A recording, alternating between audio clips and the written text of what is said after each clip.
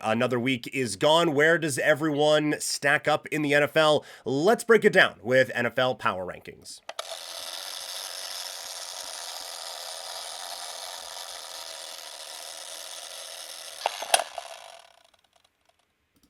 Another week, another set of NFL Power Rankings. Going to run through the teams 32 all the way up to 1. We begin at the bottom, and there's a new team at the bottom. It is the Tennessee Titans. I kind of thought this team would be scrappy and be able to kind of hang around a little bit more than they have so far. It has not been great. There have been some positive signs, absolutely, but it's still pretty rough. And this is a team that very clearly has a lot of work to do to get out of the basement here of the National Football League. At 31, it is the New Orleans Saints. Again, it's just not a good football team. And it is one that, I mean, they're hanging in some games here, at least, but I don't think there's much room for optimism with this group, but I had to bump them up a little bit because they were at least competitive in their game with Buffalo compared to Tennessee getting absolutely run out of the building. At 30, it is the Cincinnati Bengals, a football team that obviously has dealt with a lot of injuries at key positions, but it's bad. It's so bad. The offensive line keeps this offense from being able to do anything, and it is one of the worst defensive groups in the National Football League right now. So it is just all around bad. Cincinnati, with an aggressively poor performance on Monday night, had to drop down into the bottom 3. At number 29, it is the Carolina Panthers.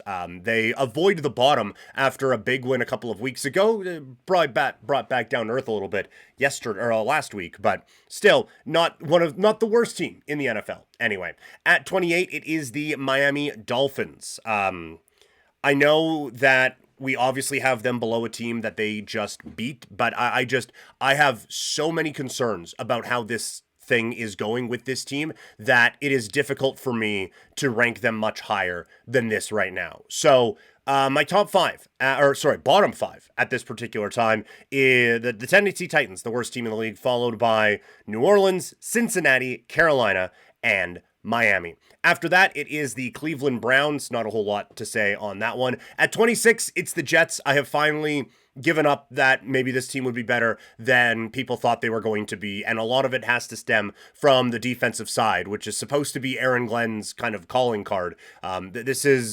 It's pretty gross what's happening with the Jets right now. At 25, the Vegas Raiders, another team that just have to accept they deserve to drop down quite a bit. I still think there is some talent there, but as we've been cautioning with this Vegas team for a bit, it's a work in progress, especially on the defensive side. At 24, the New York Giants get a bit of an influx of emotion and energy with Jackson Dart coming into the fold, and he gives them a bit of a spark.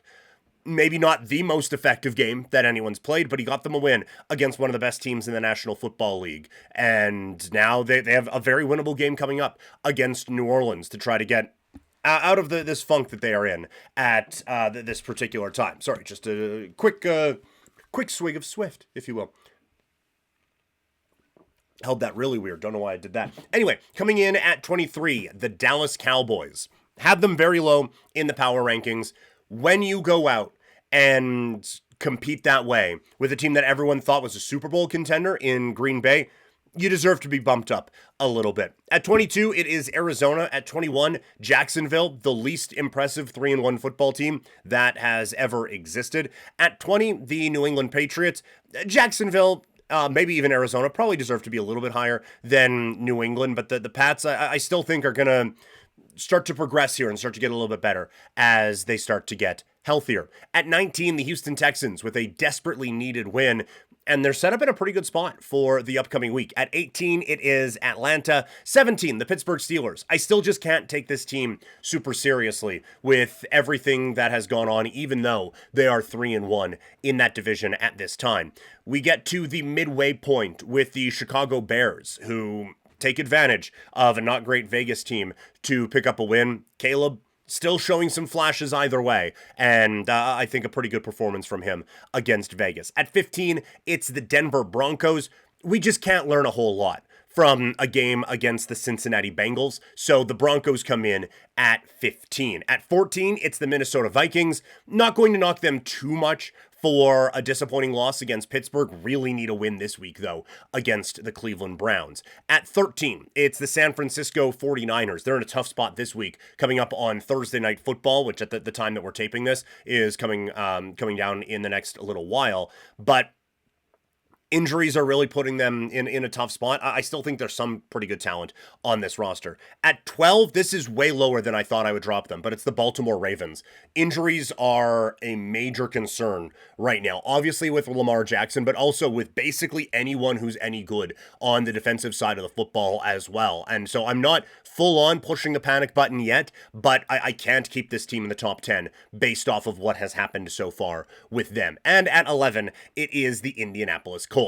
Before we get into the top 10, I want to remind you that you can help support Couch Potato Diary and my cat's insatiable treat habit with a tip link. We have it linked in every video, every podcast. Also, if you're watching on Twitch or Kick, it is on the panels in there as well. So any way you can help support Couch Potato Diary, looking to grow this thing. And honestly, the best way to do that is so that I get some money on it so we can start to make it more and more of a priority with everything else going on around these parts. So would really appreciate that. Again, not required. Just watching helps me out a ton, and I greatly appreciate it. Coming in at number 10, it is the Washington Commanders. Injuries again causing some problems at key positions with that football team, but they're able to, or trying anyway, to keep their heads above water, but a bit of a dip for them in the last little bit. At number 9, it's the Seattle Seahawks. I doubted them. I was a Seahawks hater going into the year, but I have to admit, the offense is going significantly better than I thought it would be, and the defense was just a miss. That is obviously a talented defensive group, and I just didn't pay enough attention to that side of the football when we were getting ready for the season. At 8, it's the Tampa Bay Buccaneers, suffering their first setback of the year, but against one of the best teams in the league, so can't knock them down too much for that. At 7, it's the LA Rams, and a bit of an admission, again, that long term, I still have concerns about the age of their quarterback and the health of their quarterback, but the defense is obviously legitimate, and the weapons around Matthew Stafford are obviously very good. So for now, this isn't a who can win the Super Bowl. This is a here and now, and right here and right now, this is obviously a top 10 football team. At 6, it's the Green Bay Packers. I think that they are better than the 6th best team in the NFL, but it's back-to-back concerning performances. Hopefully now coming off of a bye, they'll be able to put it all together because this is still a Super Bowl roster, but that was a very concerning performance against the Cowboys over the weekend. At 5, we have the Detroit Lions. They are playing very well. And offensively, they haven't missed a beat. Without the offensive line, or with the offensive line injuries that they had and retirements that they had, and with the loss of Ben Johnson, this team has still been able to put up some pretty major points on a weekly basis. And so you have to give them credit for that. They come in at 5. At 4, it's the Kansas City Chiefs. A desperately needed win against Baltimore gets them back to 2-2. And with the Chargers slipping on a banana peel against the Giants, all of a sudden they are right back there for competing for a spot for that division crown. At 3, it is the LA Chargers. Los Angeles is going to be kicking themselves for a very bad performance against the Giants, and some issues on the offensive line really starting to shine through with the injuries that they have had that have started to build a little bit there. So you get concerned now for Justin Herbert and what that offense can be. But for now, this is still a team that has been playing at a Super Bowl caliber, and I still felt I had to put them in the top 3. At number 2, it's the Philadelphia Eagles. Honestly, 2-1, kind of the easiest. After that, no one's really been standing out. Philadelphia, I understand the concerns around A.J. Brown, and I understand the concerns around Jalen Hurts as well, but it's still an elite level football team and still an undefeated football team. And that has to get you up to this point. And at number 1, still, they have the best win of the season in that wild game against the Baltimore Ravens. It is the Buffalo Bills. Yes, the game against New Orleans was probably closer than people would like it to be, but this isn't college football where you're going to go in and blow out teams by 60. It's the NFL. The other guys drive Mercedes as well. They're going to compete and they're going to battle with you. Sometimes it's not going to be the gigantic blowout that everyone wants it to be. So the Buffalo Bills, still the top team in all the land in this week's NFL power rankings. What do you think about these? I'm going to assume I didn't just go 32 for 32 on where you think all these teams should be ranked. So let me know down in the comments what you think, or in the chat if you're watching live, about anything going on with the power rankings. And while you're doing that, the share button's right there. Just click it and help spread the word of Couch Potato Diary. Again, looking to grow this thing, kind of needing to grow this thing, to be perfectly honest. So any help that you could be with sharing that out, getting the word going. Love the chats that we've been able to have here in the live chats when we have been able to go live recently. And to be able to have that with more people would be a whole lot of fun. So let's grow this thing a little bit here with Couch Potato Diary. So that's where all the teams rank. How are they going to do this week?